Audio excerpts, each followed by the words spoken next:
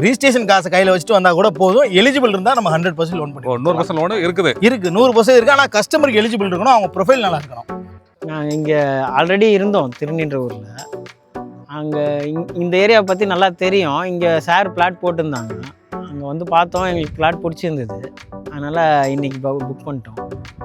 Market, bus stand எல்லாமே கிட்டே இருக்குது, ரயில்வே ஸ்டேஷன் கிட்டே இருக்குது. ஸோ அதனால் இந்த பிளாட்டை நான் வந்து புக் பண்ணியிருக்கேன். நம்ம சைட் வந்து ப்ராப்பர் திருவென்றூர். அதனால தான் அழுத்தி சொல்கிறேன், திருவென்றூர் ரயில்வே ஸ்டேஷன் 1.5 கிலோமீட்டர். நீங்கள் அந்த 1.5 கிலோமீட்டர் வர்ற வரைக்கும் ஃபுல்லாக வீடுங்களுக்கு நடுவில் தான். வணக்கம் நேயர்களே, சென்னை ஆவடியை அடுத்த திருநின்றவூர்ல ரயில்வே ஸ்டேஷனுக்கு ரொம்ப பக்கத்துல வீடுகளுக்கு மத்தியில CMDA அப்ரூவ் வீட்டுமனை பிரிவை அறிமுகப்படுத்தியிருக்காங்க AR என்டர்பிரைசஸ் நிறுவனம். என் பேர் மகேந்திரகுமார். நான் அயனாவரத்துலேருந்து வரேன். நாங்கள் இங்கே ஆல்ரெடி இருந்தோம் திருநின்ற ஊரில். அங்கே இந்த ஏரியாவை பற்றி நல்லா தெரியும். இங்கே சார் பிளாட் போட்டிருந்தாங்க. அங்கே வந்து பார்த்தோம், எங்களுக்கு பிளாட் பிடிச்சிருந்தது. அதனால் இன்றைக்கி புக் பண்ணிட்டோம். பிளாட் நம்பர் 6 புக் பண்ணியிருக்கோம். வீடு வாங்கணுன்றது என்னோடய கனவு, கட்டணுன்றது. அதனால் இந்த பிளாட்டை நான் புக் பண்ணியிருக்கேன். தின்னூரில் இங்கே நிறைய டெவலப்மெண்ட் ஆகிட்டுருக்கு. ஒன்று அவுட்டர் ரிங் ரோடு, இன்னொன்று இப்போ வந்து டைட்டில் பார்க்கு இங்கே வந்திருக்கு. மார்க்கெட்டு, பஸ் ஸ்டாண்டு எல்லாமே கிட்டே இருக்குது, ரயில்வே ஸ்டேஷன் கிட்டே இருக்குது. ஸோ அதனால் இந்த பிளாட்டை நான் வந்து புக் பண்ணியிருக்கேன். இந்த மனைப்பிரிவு தொடர்பாக அந்த நிறுவனத்தின் MD திரு எட்வின் பிரபு அவர்களோடு நாம் நிகழ்த்திய நேர்காணல் அடுத்ததாக உங்கள் பார்வைக்கு.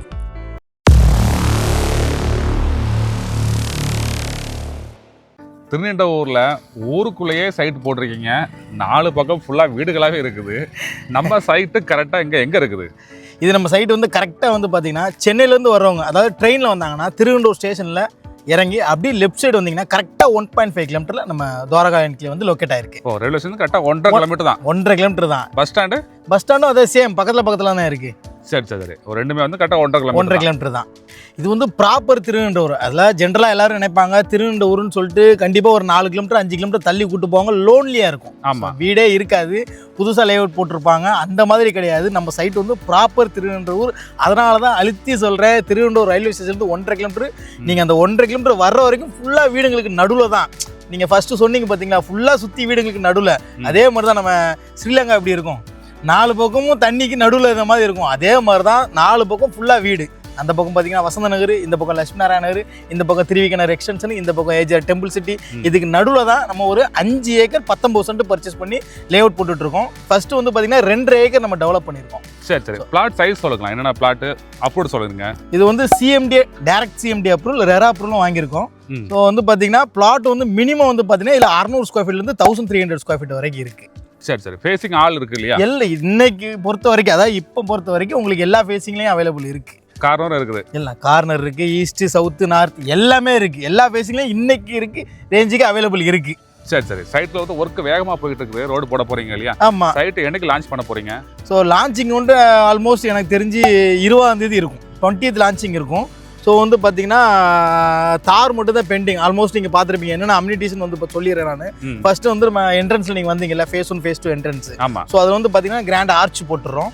ஸோ அப்புறம் காம்பவுண்ட் சுற்றி போட்டிருக்கோம். ஸோ அந்த பக்கம் மட்டும் காம்பவுண்ட் இருக்காது. ஏன்னா நம்ம வந்து இது அதான் சொல்ல வரல, இது போகிறீங்க. ஆமாம், இது வந்து டோட்டலாக 5 ஏக்கர் 19 சென்ட், 2.5 ஏக்கர் தான் டெவலப் பண்ணியிருக்கோம். இதுலேயுமே ஃபேஸ் 1 ஃபேஸ் 2 பிரிச்சிருக்கோம். ஃபேஸ் 1லாம் டோட்டலாக பார்த்தீங்கன்னா 24 பிளாட்டு, ஃபேஸ் 2ல 59 பிளாட்டு. ஸோ இதுக்கப்புறம் அதை பிரிச்சிருக்கோம். நெக்ஸ்ட் அதுக்கும் அப்ரூவல் வந்துருச்சு, 230 அது அப்ரூவல் நம்பர். அதையும் நெக்ஸ்ட் இடத்துல டெவலப் பண்ணுறோம். இதுக்கப்புறம் ரோடு வந்து தார் ரோடு, பக்கா தார் ரோடு போட்டு கொடுத்துறோம். அதுலேயுமே ரோடு சைஸஸ் வந்து பார்த்தீங்கன்னா என்ட்ரன்ஸோடு 40 ஃபீட் ரோடு, 40 அடி ரோடு. அதுக்கப்புறம் அந்த ரோடு ஃபுல்லாகவே பார்த்தீங்கன்னா 30 அடி ரோடு. ஸோ அதுக்கப்புறம் ஸ்ட்ரீட் ரோடு எல்லாமே 24 ஃபீட் ரோடு. இதில் கம்மியான ரோடே கிடையாது. 40, 30, 24 தான், அது கம்மி கிடையாது. ஸோ அதே மாதிரி பார்த்தீங்கன்னா நம்ம EB கம்பமும் 3 ஃபேஸ் EB கம்பமும் உள்ள இழுத்து வச்சு நீங்கள் பார்த்துக்கலாம். இன்னொரு 2 டேஸில் வந்து பார்த்தீங்கன்னா உங்களுக்கு ஸ்பேன் கரண்ட் வந்துடும், உள்ள வந்துடும். ஸ்ட்ரீட் லைட்டும் இதிலே போட்டுறோம். பொதுவாக எல்லாரும் சோலார் தான் போடுவாங்க, நம்ம அப்படி இல்லை. ஏன்னா நம்ம ஒரு சைடு சோலார் போட்டு திரும்ப நம்ம கம்பு இழுக்கிற மாதிரி டபுள் ஆயிடுச்சு. இது நம்ம இதிலே போட்டு கொடுத்தோம்னா கஸ்டமருக்கு வீடு கட்டுறவங்களுக்கு ஈஸியாக இருக்கும். ஏன்னா இது ஃபுல்லாக வீடு சுற்றி வீடு இருக்குது, உடனே வீடு கட்டி வர்ற மனப்பாடம்லாம் எல்லாரும் வாங்குறாங்க. ஸோ அதனால் அவங்களுக்கு ஈஸியாக இருக்குன்றக்காக நம்ம கம்பமே எடுத்து கொடுத்துறோம். அதுக்கப்புறம் பார்த்தீங்கன்னா நம்ம ரோட்டில் மழை தண்ணி நிற்க கூடாதுன்றக்காக ஸ்டாம் வாட்டர் ட்ரெயின் நீங்கள் பார்த்தீங்கன்னா தெரியும், ஆல்மோஸ்ட் வேலை முடிஞ்சிருச்சு, எல்லாம் பக்காவாக பண்ணியிருக்கோம். அதுக்கப்புறம் பார்த்தீங்கன்னா ரைட் சைடு பார்த்தீங்கன்னா வால் கட்டியிருப்போம். பார்த்தீங்கன்னா வால் தெரியும் உங்களுக்கு. வால் கட்டியிருப்போம். ரோடு கொஞ்சம் கிரிப்பாக இருக்கணும். ஏன்னா பெரிய பெரிய வீடு கட்டும்போது பெரிய பெரிய டாரஸில் வரும்.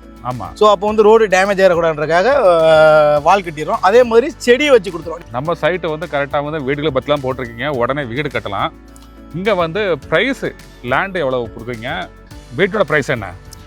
இது வந்து பார்த்தீங்கன்னா வீடு வந்து பார்த்தீங்கன்னா ஃபஸ்ட்டு வீடு சொல்லிடுறேன் நான். வீடு வந்து பார்த்தீங்கன்னா 37 லட்ச ரூபாய்க்கு டபுள் பெட்ரூம் நம்ம கட்டி கொடுத்துடலாம். அதில் வந்து பார்த்தீங்கன்னா 600 square feet land area, 600 square feet built up area, 2 BHK வீடு வந்து 37 லட்ச ரூபாய்க்கு நம்ம கொடுக்கலாம். ஸோ இதே ஒரு தனியாக ஒரு பிளாட் வாங்கினா 19 லட்ச ரூபாய்க்கு நம்ம பிளாட் வாங்கிக்கலாம். இதில் ரேட்டு வந்து பார்த்தீங்கன்னா நம்ம சைட்டோட துவாரகா என்கேயோட ரேட் வந்து பார்த்தீங்கன்னா 3100 ரூபாய். இது ப்ரீ லான்ச்சிங்கில்.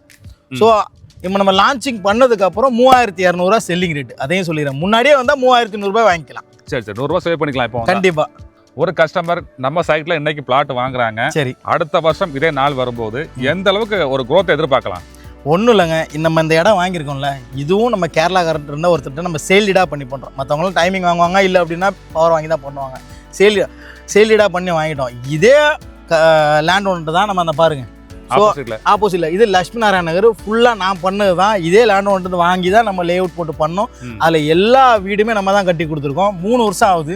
நம்ம 1600 ரூபாய்க்கு விற்றோம் அந்த சைட்டு. இங்கேருந்து மிஞ்சி போனால் ஒரு நம்ம அடுத்த ஃபேஸ் போடும்போது கனெக்ட் ஆயிரும்.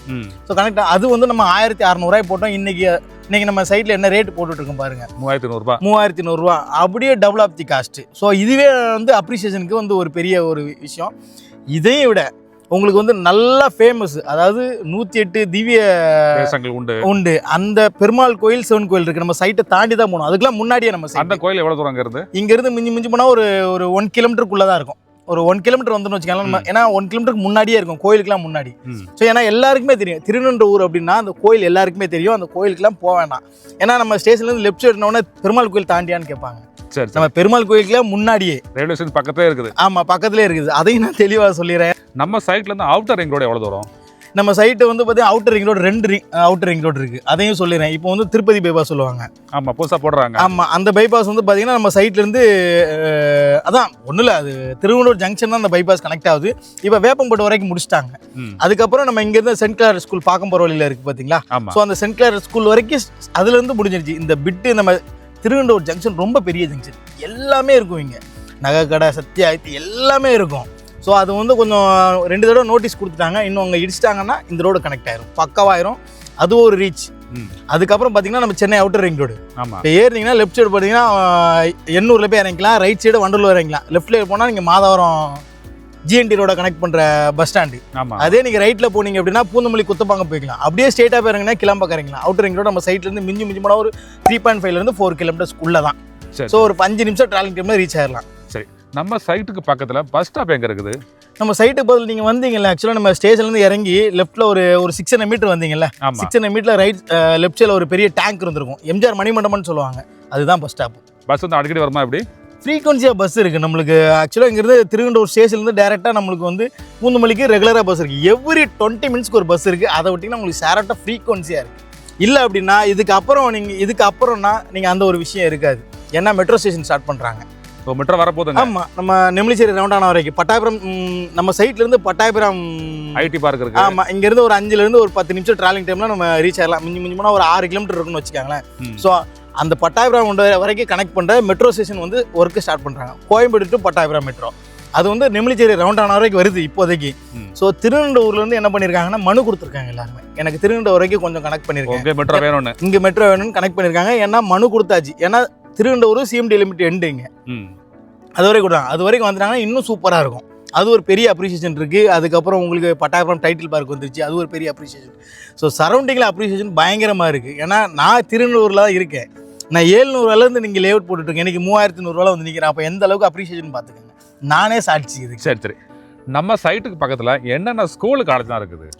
நம்ம சைட்டுக்கு பக்கத்தில் நான் ஜென்ரலாக சொல்லிடுறேன். இன்றைக்கி நீங்கள் வந்து நம்ம சைட்லேருந்து நியர்பை ஸ்கூல்னு கூகுளில் போட்டிங்கன்னா 208 ஸ்கூல் காலேஜஸ் காட்டும். கவர்மெண்ட் 208 ஸ்கூல் காலேஜஸ் காட்டும்.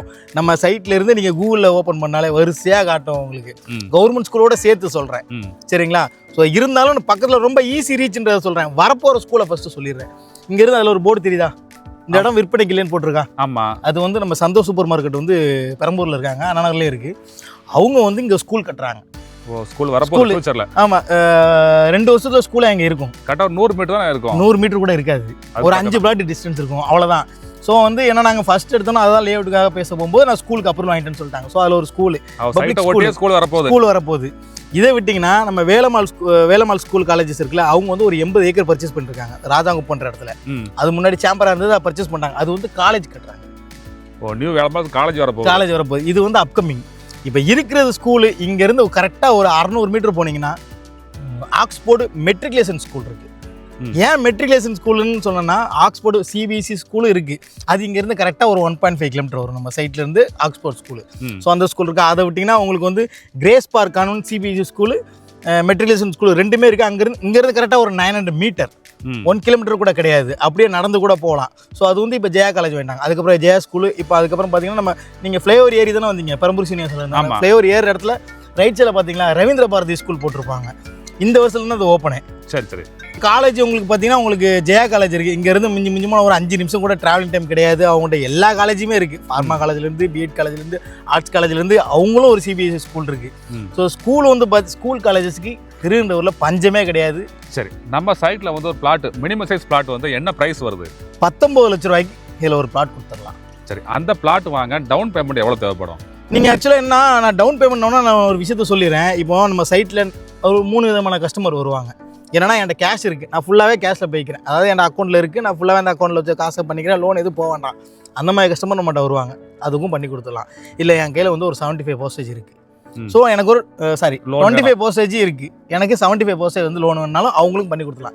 இல்லை என் கையில் ஒரு 10% அமௌண்ட் ஒரு 3 லட்ச ரூபா தான் இருக்குது, எனக்கு 90% லோன் பண்ணி கொடுங்கன்னா அதுக்கும் நம்ம பண்ணி கொடுக்கலாம். இல்லை என் கையில் ரிஜிஸ்ட்ரேஷன் காசு மட்டும்தான் இருக்குது, எனக்கு 100% லோன் வேணும்னா கண்டிப்பாக அதையும் பண்ணி கொடுக்கலாம். கஸ்டமருக்கு எலிஜிபிள் இருந்தால் போதும். சரி, ரிஜிஸ்ட்ரேஷன் காசை கையில் வச்சுட்டு வந்தால் கூட போதும். எலிஜிபிள் இருந்தால் நம்ம 100% லோன் பண்ணி 100% லோன் இருக்குது 100% இருக்குது. ஆனால் கஸ்டமருக்கு எலிஜிபிள் இருக்கணும், அவங்க ப்ரொஃபைல் நல்லா இருக்கணும். இருந்தால் 100% கூட லோன் பண்ணி கொடுக்கலாம். ஓகே. சைட் விசிட் மற்றும் கூடுதல் விவரங்களுக்கு வீடியோவில் ப்ளே ஆகிற மொபைல் எண்ணில் பில்டரை டைரெக்டாக காண்டாக்ட் பண்ணுங்க. உங்களுக்கும் சொந்த வீடு அமைய எங்களோட அட்வான்ஸ் வாழ்த்துக்கள்.